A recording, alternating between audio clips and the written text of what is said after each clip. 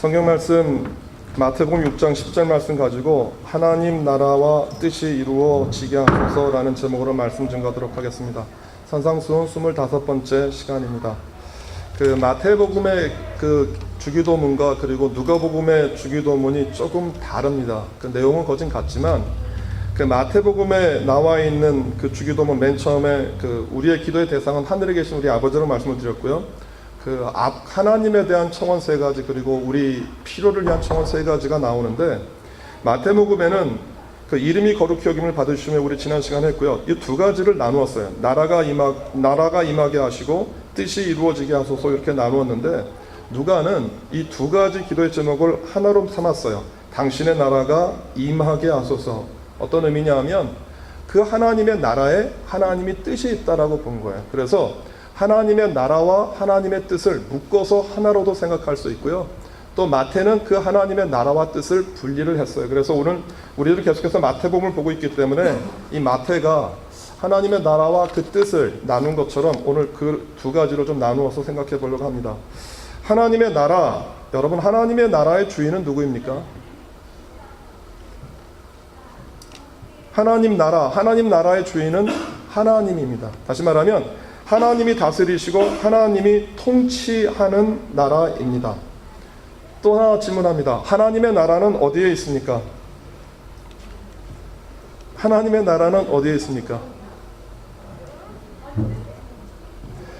하나님의 나라는 하나님이 계신 곳에 있겠죠. 그런데 유대인들은 하나님의 나라를 어떻게 생각했느냐 하면 하나님의 나라가 하나님이 축복하시는 이스라엘 공동체 가운데 있다라고 생각을 했어요. 물론 하나님이 계시는 하나님의 나라 천국에도 있지만 하나님의 나라가 어디에 있다라고 생각을 했느냐 하면 이스라엘 공동체, 그리고 이스라엘 공동체 가운데 특별히 하나님께 사랑을 받았던 다윗 왕, 그러니까 다윗 왕과 다윗을 통하여서 통치되어지는 이스라엘이 하나님의 나라가 임하는 것이고 하나님의 나라가 이스라엘 가운데 있다라고 본 거예요. 그래서 이 세상에 하나님의 나라를 드러내고 하나님의 나라가 있다라는 것을 알리는 대리자로 삼은 것이 이스라엘이라고 생각을 했어요. 그리고 다윗의 왕가와 함께 하나님의 계시는 곳을 어디라고 생각했느냐면 성전이라고 생각을 했어요. 그러니까 성막, 성전. 그러니까 이곳은 하나님이 당신이 이 세상에 계시다는 사실들을 알리는 장소예요. 그런데 이스라엘 백성들에게 충격이었던 것은 뭐냐면 다윗의 왕국이 망했어요. 유다가 망했고요. 그리고 바벨론에게 망하면서 동시에 무엇도 무너지냐 하면 예루살렘 성전도 무너져요. 그러니까 여러분들이 예를 들어서 조선이 망하고 고려가 망하고 어떤 왕조가 무너지고 새로운 왕조가 들어섰다라고 하는 개념이 아니야. 이스라엘은 다윗의 왕국 그리고 남유다가 하나님께서 다스리고 통치하는 세상이라고 본 거예요. 그리고 성전은 하나님이 우리들에게 말하시는 임재하는 장소예요. 그런데 성전이 무너지고 성전이 망하고 성전이 깨진 거예요. 그러니까 이스라엘 백성들 가운데 굉장히 큰 혼란이 들어왔어요. 그래서 어떻게 생각했느냐 하면 지금은 비록 하나님의 나라를 상징하는 다윗의 왕국이, 성전이 이렇게 무너졌지만 하나님께서 때가 되고 하나님께서 어느 시점이 차면 다윗의 왕국을 다시 세울 거야 라고 기대를 한 거예요. 그리고 성전도 그때가 되면 다시 회복할까. 그래서 이스라엘 백성들, 이스라엘 공동체가 메시아의 오심을 강하게 열망했던 이유는 뭐냐 하면 메시아가 오셔서 이 세상을 통치하고 다스린다라고 하는 개념보다는 무너졌던 다윗의 왕국을 다시 세우고 그리고 무너졌던 예루살렘 성전을 다시 세우는 것이 그들의 소망이라고 생각을 했어요. 그래서 그들이 포로가 됐다가 끌려받았던 스룹바벨 성전이 2번째 성전이 됐었고요. 그리고 예수님 당시에 헤롯이 지은 성전이 3번째 성전이었는데, 지금 이스라엘 국가에서는요, 헤롯이 세운 성전은 굉장히 크고 웅장했어요. 그런데 그것을 3번째 성전이라고 생각하지 않아요. 왜냐하면 성전은 누가 지은 거예요? 헤롯이, 이방인이 지은 거예요. 그러니까 예루살렘 성전을 다시 회복할 분은 누구냐 하면 이 땅에 다시 오실 메시아인 거예요. 그러니까 이스라엘 백성들에게 분명히 3번째 성전이 있었는데 3번째 성전이 아니고요. 지금 예루살렘에서, 이스라엘에서 국가적으로 3번째 성전을 지을 모든 준비를 다 끝내놨어요. 근데 지금 예루살렘 성전이 메카 위에 있었기 때문에 지금 장소가 없어서 못 짓는 것이죠. 때가 되면 성전 다시 짓겠다라고 지금 유대 공동체는 다 준비해놨어요. 성전에 들어갈 금은, 기명의 보석 다 끝내놨어요. 그것이 그들에게 왜 소중하냐 하면 하나님의 나라가 이 땅 가운데 임하는 상징인 거예요. 그것이 이스라엘 백성들이 기대했던 하나님의 나라예요. 그런데 예수님이 오셔서 하나님의 나라를 얘기를 한 거예요. 회개하라, 천국이 가까웠다라고 얘기를 하는 거예요. 천국은 우리가 말하는 그 하나님의 나라, 더 킹덤 오브 갓이거든요. 하나님의 나라가 가까이 왔다라는 거예요. 그래서 이스라엘 백성들이 예수님께서 하셨던 말씀에 귀를 기울일 수밖에 없었던 것은 뭐냐면 지금까지 몇 년을 기다린 거예요. 예루살렘 성전이 망하고 다윗의 왕국이 망하고 근 500년이 넘도록 586년에 망했으니까 그 예수님 오실 때까지 한 5, 600년 동안 그들이 강하게 열망했던 게 뭐냐면 하나님의 나라라는 거예요. 하나님의 나라. 하나님의 나라가 이 땅에 와. 하나님께서 다스리고 하나님께서 통치하시는 그 세계가 오는 거예요. 그러니까 예수님께서 하나님의 나라를 이스라엘 공동체가 기대했던 이스라엘 왕국의 재건, 성전의 재건이 아니었던 거예요. 예수님 말씀하셨던 그 하나님의 나라는 하나님의 온전한 의와 구원이 이루어지는 나라였는데 이스라엘 공동체는 뭘 기대했느냐 하면 우리가 해방될 거야, 독립될 거야. 여러분 이것이 얼마나 강했느냐 하면 생각해 보시겠어요? 예수님이 이 땅에 오셔서 공생의 3년을 사역하시는 동안에 그 오병이의 기적으로 먹은 사람은 수천 명이잖아요. 그리고 뒤에 또 한 번 기적을 베푸셨을 때 또 수천 명이 먹었거든요. 그러니까 그게 남자 수만 헤아린 거니까 남자, 여자, 어른, 아이 다 따지면 몇만 명이 먹은 거예요, 그 자리에서. 그리고 예수님이 지나가시는 곳에서 예수님의 가르침을 들었던 곳에서 오늘 이 산상수훈이라고 하는 산 위에 있는 가르침의 설교를 통해서 정말 수많은 사람들이 예수님 말씀을 들었거든요. 그리고 또 어떤 것도 경험했느냐 하면 예수님 지나다니면서 성경에 기록되어 있는 그 병자들만 고친 사건이 아니라 그 안에 기록되지 않았던 사람들도 정말 무수히 많은 사람들이 다 고침받았어요. 그렇게 많은 사람들이 고침받고 예수님을 만났어요. 그런데 예수님을 십자가에 못 박으라고 외치는 유대 지도자들에 의해서 그들의 마음이 바뀌었다고 생각하세요? 바뀔 수 있다고 생각하세요? 예수님을 통해서 생각해 보세요. 예수님을 통해서 내 아버지가 나왔어요. 예수님을 통해서 불구였던 내 형제가 나왔다고요. 그런데 유대인들이 말한다고 해서 그 예수를 향해서 똑같이 예수를 십자가에 못 박으라고 소리칠 수 있다고 생각하세요? 아니에요. 이게 어떤 의미냐 하면 그들조차도 예수님이 분명히 나의 가족을 고치시고 나에게 구원의 메시지를 전해준 것은 좋아요. 그런데 그들에게 있었던 신념은 뭐냐 하면 메시아가 오면 우리가 고대했던 하나님의 나라 다윗의 왕국을 다시 재건할 거였다라는 거예요. 이 믿음이 그 당시 유대 공동체에게 있어서는 너무나 굳건한 확신한 신념이었었어요. 근데 예수님께서 거기에 언급하지 않으신 거예요. 너희들에게 보이는 국가적인 독립, 다윗의 왕국, 성전의 회복이 아닌 거예요. 심지어는 그 세워주는 헤롯 성전을 보면서 이 헤롯 성전이 무너질 거야, 3일 만에 다시 세울 거야. 하나님의 뜻에 의해서는 아닐지라도 그냥 성전이 세워지는 그 성전을 보면서 이 성전이 무너진다라는 거예요. 그러니까 이스라엘 공동체가 생각했을 때 예수님을 못 받으렸던 마지막에, 예수님을 십자가에 못 박았던 마지막의 이유가 무엇 때문이었냐면 하나님의 나라에 대한 개념 때문에 그래요. 예수가 말했던 하나님의 나라를 그 당시 이스라엘 공동체가 받아들일 수가 없었어요. 그것이 두 가지가 달랐던 하나님 나라의 개념이에요. 그런데 그 이스라엘 공동체가 다시 돌아와요. 언제 돌아오냐 하면 부활하신 예수님을 만나고 그리고 오순절 마가다락방에서 성령 세례를 받고 났던 120명에 의해서 이스라엘 공동체가 다시 돌아와요. 그러니까 이스라엘 공동체가 하나님 앞에 다시 돌아왔다, 예수 그리스도 앞에 다시 돌아왔다는 얘기는 어떤 개념이 바뀐 거냐 하면 그들이 그 당시 기대했었던 하나님 나라에 대한 개념이 바뀐 거예요. 하나님의 나라, 하나님의 의, 하나님의 뜻, 하나님의 통치가 이루어지는 그 나라, 그것이 그들 안에 이루어졌다라고 하는 개념의 다른 이해가 되어졌다라고 하는 것이에요. 이것이 하나님 나라에 대한 전체적인 이해였었어요. 그러면 하나님의 나라는 어떻게 시작됩니까? 조금 전에 말씀드렸던 것처럼 마가복음 1장 14절과 15절 말씀 보면 이렇게 기록되어 있어요. 같이 한번 읽어볼까요? 요한이 잡힌 후 예수께서 갈릴리에 오셔서 하나님의 복음을 전파하여 이르시되 때가 찼고 하나님 나라가 가까웠으니 회개하고 복음을 믿으라. 예수님께서 말씀하셨던 건 하나님의 나라, 하나님의 통치, 하나님의 다스림이 이루어지는 나라예요. 그러면 이 통치, 하나님의 나라와 하나님의 다스리는 이 통치가 누구를 통해서 이루어지겠느냐라고 하는 거예요. 누구를 통해서? 하나님의 나라가, 예수님께서 말씀하셨던 하나님의 나라가 누구를 통해서 이루어지고 누구를 통해서 나타날까요? 그 누가복음 17장 20절과 21절에 보면 예수님이 이렇게 얘기를 하세요. 바리새인들이 하나님의 나라가 어느 때에 임하나이까 묻거늘 예수께서 대답하여 이르시되 하나님의 나라는 볼 수 있게 임하는 것이 아니요. 21절 다 같이 한번 읽어보시겠어요? 또 여기 있다 저기 있다고도 못하리니 하나님의 나라는 어디에? 여러분, 이게 얼마나 충격적인 얘기인지 몰라요. 유대 공동체가 기대했던 하나님의 나라는 비저블 처치예요. 눈에 보이는 교회고 눈에 보이는 하나님의 나라인 거예요. 그런데 예수님 뭐라고 말씀하시냐면 하나님의 나라는 너희들이 볼 수 있게 임하는 게 아니야. 하나님의 나라는 어디 안에 임해? 하나님의 나라가 내 안에 임한다라는 거예요. 내 안에. 하나님의 나라가 밖에 있는 것이 하나님의 나라가 아니라 내 안에 있다라는 거예요. 이 말이 무슨 뜻이에요? 내 안에서 하나님의 나라가 이루어진대요. 그럼 하나님의 나라는 누가 다스리는 나라인 거예요? 아까 조금 전에 말씀드렸던 것처럼 하나님의 나라는 누가 다스리는 나라예요?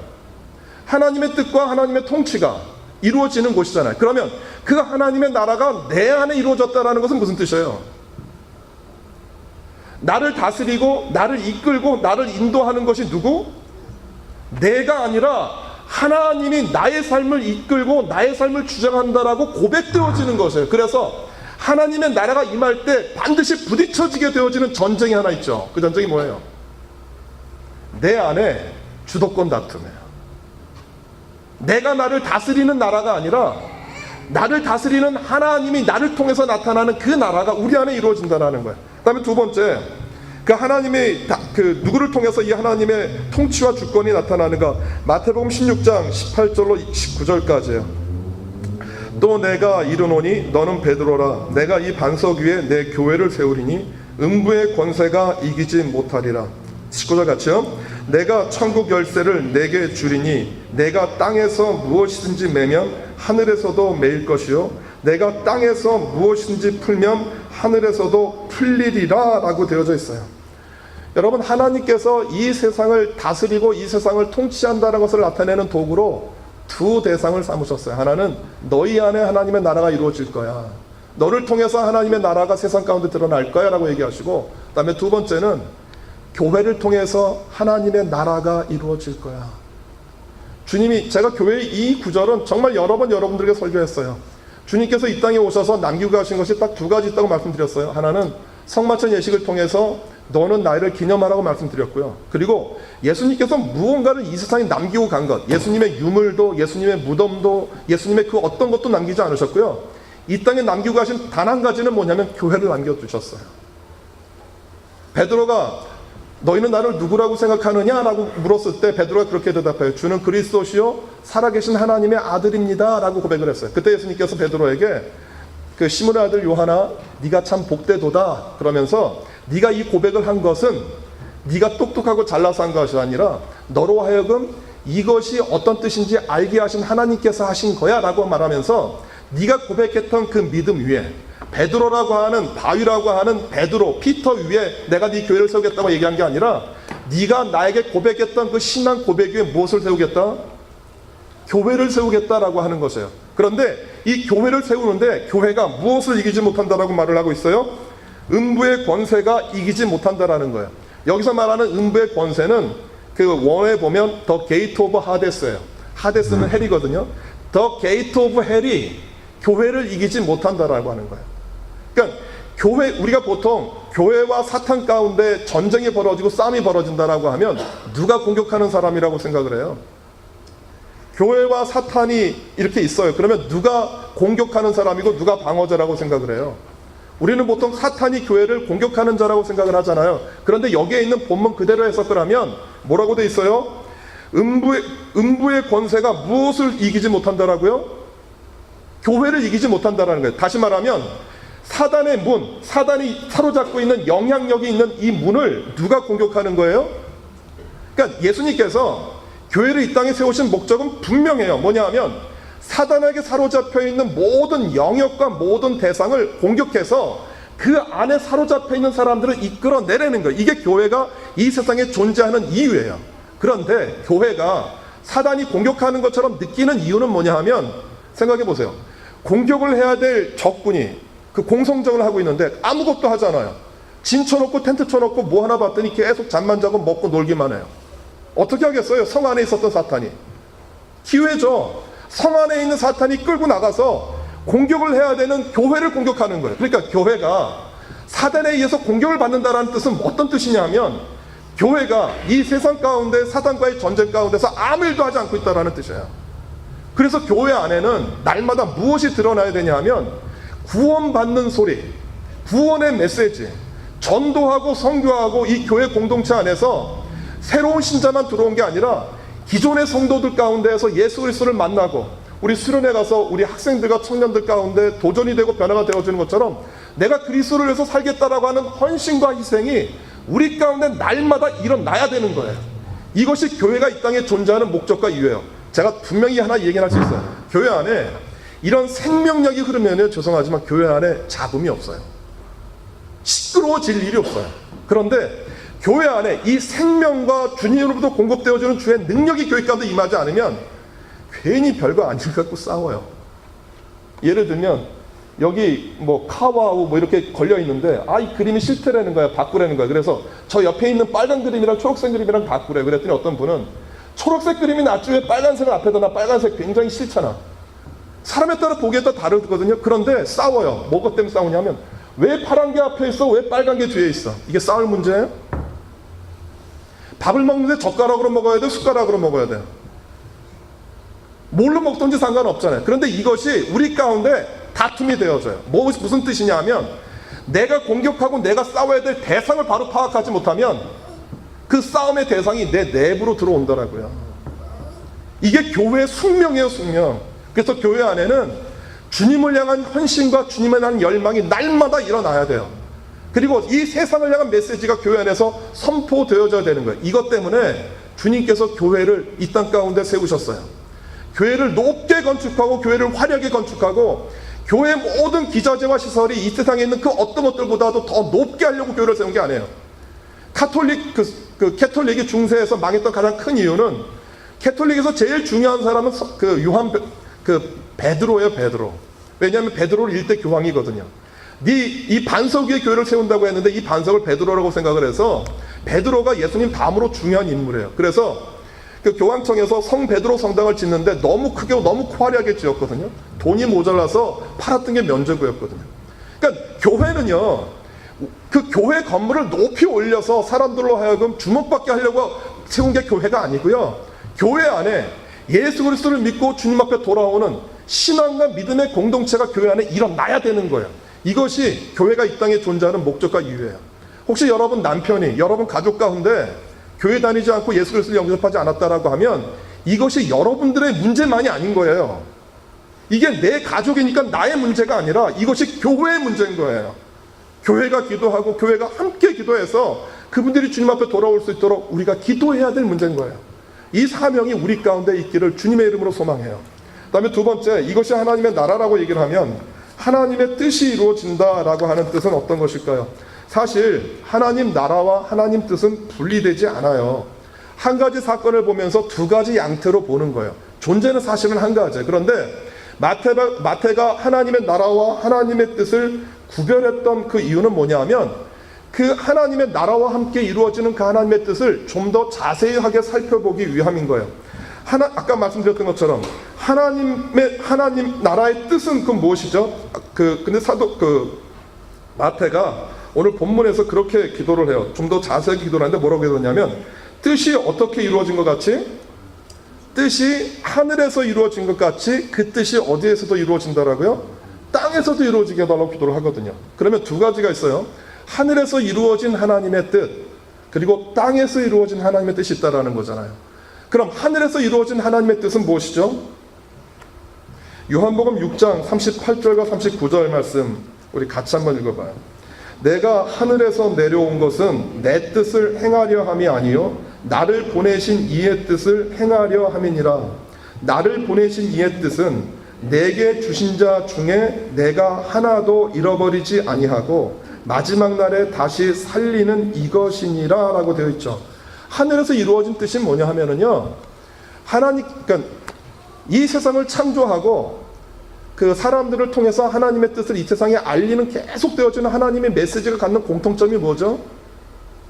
하나님의 열망은 이 세상에 있는 모든 사람들이 구원을 받는 것이에요. 믿으세요?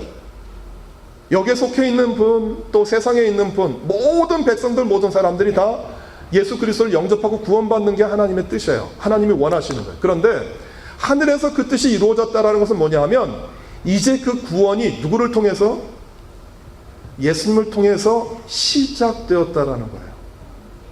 예수님을 통해서 구원이, 영생이, 하나님의 나라가 이미 이루어졌어라는 뜻이에요. 하늘에서 그 뜻이 이루어졌다라는 것은 뭐냐면, 이제 하나님의 뜻이 하나님 나라에서 이루어져서 구원이, 이 세상에 있는 모든 사람들을 구원하기 위한 하나님의 계획이 하나님에 의해서 시작되었어요. 그게 하늘에서 이루어진 뜻이에요. 그러면 반대로 땅에서도 그 뜻이 이루어지다라고 하는 뜻은 뭐겠어요? 그 요한복음 4장 34절 말씀 우리 같이 한번 읽어볼까요? 시작. 예수께서 이르시되 나의 양식은 나를 보내신 이의 뜻을 행하며 그의 일을 온전히 이루는 것이니라 라고 되어져 있죠. 하늘에서 그 구원하시겠다라고 하는 하나님의 뜻이 예수 그리스도를 통해서 이루어졌어요. 그것이 하늘에서 이루어진 뜻이에요. 그것처럼 그 하늘에서 이루어진 하나님의 구원이 이 땅에서 어떻게 해요? 온전하게 이루어지는 것. 아까 말씀드렸던 교회가 이 땅에 존재하는 사명과 똑같죠. 이 땅에서 하나님의 나라, 하나님의 구원이 이루어지는 것이에요. 똑같아요. 그럼 그 하나님의 뜻이 또 누구를 통해서 나타나겠어요? 하나님의 나라가 내 안에, 그리고 교회를 통해서 나타난다고 되어 있죠. 그러면 하나님의 뜻이 이루어지는 곳도 어디겠어요? 하나님의 뜻이 이루어지는 곳이 어디예요? 그것도 똑같아요. 하나님의 뜻이 이루어지는 것도 여러분들과 교회 안에서요.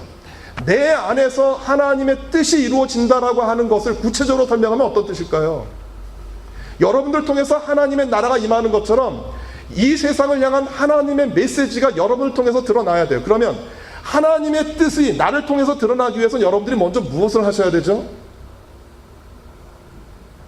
무엇을 하셔야 돼요? 하나님의 뜻이 여러분을 통해서 나타나려고, 그럼 여러분들이 무엇을 하셔야 돼요? 하나님의 뜻을 아셔야 되잖아요. 이번에 학생들과 청년들이 수련회 갔었던 그 수련회의 제목이 이것이었어요. Give your time to God first. 우리의 시간을 하나님께 먼저 드리자라고 하는 것이었어요. 가만히 한번 제가 곰곰이 어느 날 기도하면서 생각해 봤어요. 우리 예동교회 안에 문제라고 하면 문제, 그것이 가장 큰 문제가 어떤 것일까라고 곰곰이 생각해 봤어요. 그랬더니 제 안에 의외로 가장 기초적인 문제였던 거예요. 그게 뭐냐면 하나님 앞에 드리는 내 시간이 없어요.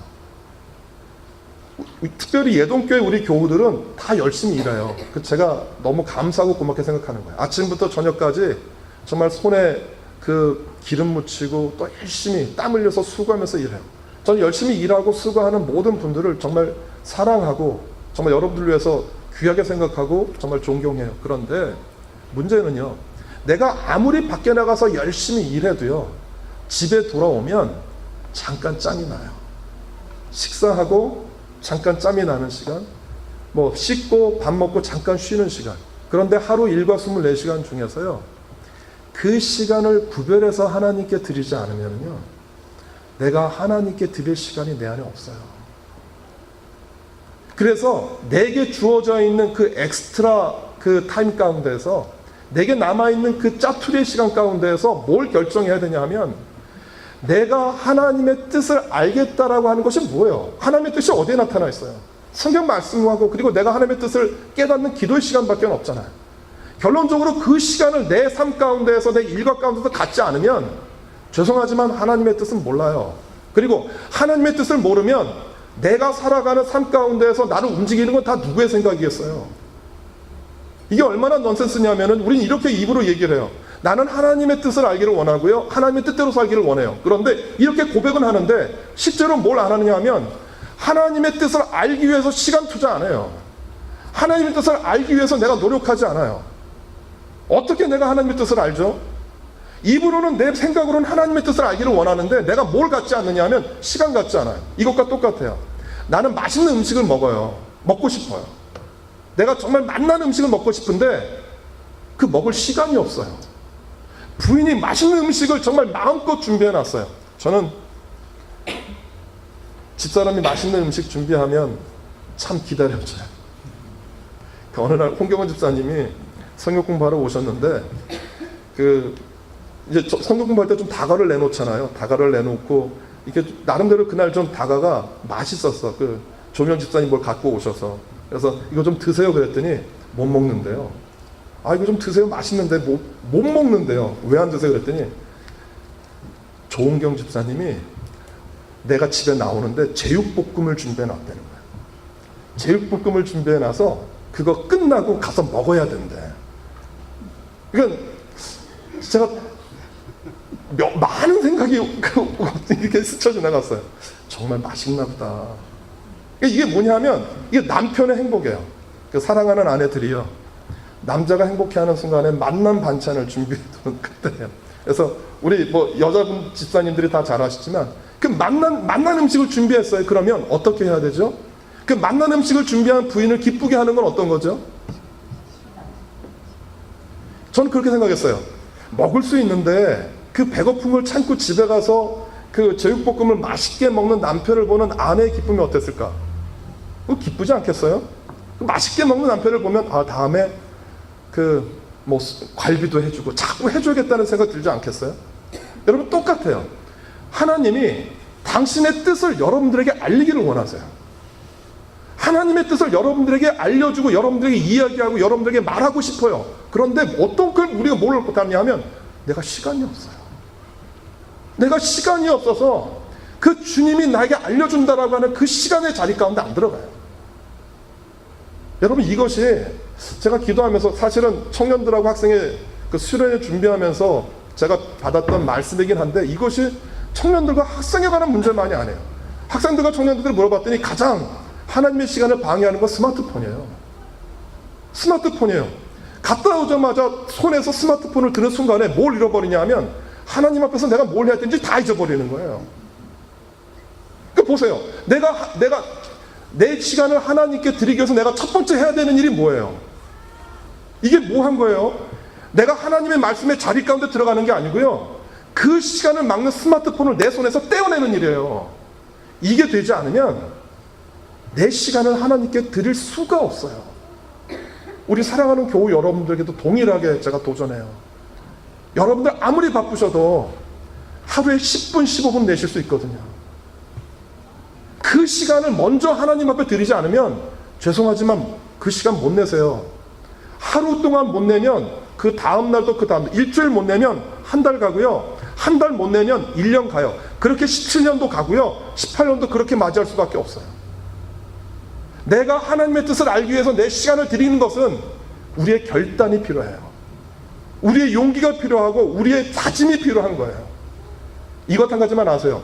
하나님의 뜻을 모르면 여러분들은 이 세상 가운데서 하나님의 나라와 뜻을 이해하지 못하세요. 주기도문을 외우시지만 나를 향한 하나님의 뜻이 분명해져야 그 뜻을 이 세상 가운데에서 드러낼 수 있는 여러분들이 되세요. 여러분 예동 교회도 마찬가지죠. 이 교회가 하나님의 뜻을 알기 위해서 기도하지 않고 이 교회가 하나님의 뜻을 알기 위해서 몸부림치지 않으면 예동교회는 항상 어디에 갇혀 있을 수밖에 없느냐면 예동교회 공동체라고 하는 틀 안에 갇혀 있을 수밖에 없어요. 주의 뜻이 교회 가운데 임하면 교회가 어디로 나가야 되는지가 보여요. 내가 나가야 될 곳, 내가 전도해야 될 대상, 우리가 무엇을 위해서 기도해야 되는지 보여요. 우리가 선교진 우리가 구하자고 기도했잖아요. 광고했잖아요. 기도하세요. 주님, 예동교회 공동체가 어떻게 선교를 해야 될지 주님 알려주세요. 저는 여러분들이 내는 헌금이 정말 귀하다고 생각하거든요. 저도 헌금을 드릴 때 보면 꼭 필요한 데 있어요. 그런데 그것을 떼어내야 되는 거예요. 제가 일하고 수고하고 애쓴 것 가운데서 저는 그렇게 생각해요. 가장 귀한 건 여러분들이 드리는 헌금이에요. 우리 교우들 가운데서 정말 소유가 넉넉해서 마음껏 드리는 분, 그냥 이렇게 드릴 수 있는 그것이 아니잖아요. 제가 다 알아요. 정말 다 열심히 사시는 것이거든요. 임금 박하고 세금 떼고 나면 얼마 남지 않잖아요. 그 가운데서 일부를 하나님 앞에 드리잖아요. 하나님 이거 어떻게 사용할까요? 당연히 기도해야 되죠. 그리고 주의 뜻이 우리 가운데 알려질 수 있도록 하나님 앞에 기도하셔야 돼요. 여러분, 하나님께 정말 내 시간을 give your time to God first. 그 다음에 어떤 게 나오냐면 you will save your time이에요. 여러분들의 시간을 하나님께 먼저 드리면 하나님께서 우리에게 주신 분명한 약속 한 가지는 뭐냐 하면 여러분들이 생각하지도 못하는 내 시간이 세이브가 돼요. 이건 하나님의 보상이에요. 저는 이건 반드시 말씀드릴 수 있어요. 내가 하나님의 시간을 먼저 드리다 보면 이상하게요, 내가 하려고 하던 계획이 변경이 돼요. 저는 이거 수없이 경험해요. 내가 뭘 하겠다고 계획했는데 내가 기도하고 주의 말씀 보는 순간에 내가 해야 되는 우선순위가 바뀌어요. 그 프라이어리티가 바뀌는 거예요. 이 은혜가 우리 가운데 있기를 바라고요. 하나님의 나라와 하나님의 뜻이 여러분 자신에게 그리고 우리 예동교회 공동체 가운데 임하기를 주님의 이름으로 소원합니다. 기도하겠습니다. 예수님, 하나님의 나라와 하나님의 뜻이 내 안에 그리고 우리 예동교회 공동체 가운데 임할 수 있도록 도와주십시오. 그 뜻을 알기 위해서 저희들의 시간을 먼저 우선해서 하나님께 드릴 수 있도록 주님 우리에게 도전하여 주십시오. 주님께서 분명히 우리가 주님의 시간을 먼저 떼면 주님께서 그 시간을 세이브해서 하나님 나라와 또 나를 위해서 아름답게 사용될 수 있는 시간을 보상해 주실 것을 믿습니다. 이것이 습관이 되지 않아서 어렵겠지만 하나님 예배를 마치고 집에 돌아가셔서 그리고 자리에 앉을 때 늘상 켜던 TV 리모컨 스위치가 주의 말씀으로 바뀌게 도와주시고 집에 돌아가서 항상 열렸던 그 스마트폰 SNS가 주의 말씀으로 돌이킬 수 있도록 주님 도와주시기 원합니다. 그래서 주님께서 우리를 통해서 이루고자 하는 그 하나님의 뜻과 말씀과 메시지가 우리 안에 풍성히 일어날 수 있도록 주여 축복하여 주옵소서. 예수님의 이름으로 기도드립니다. 아멘.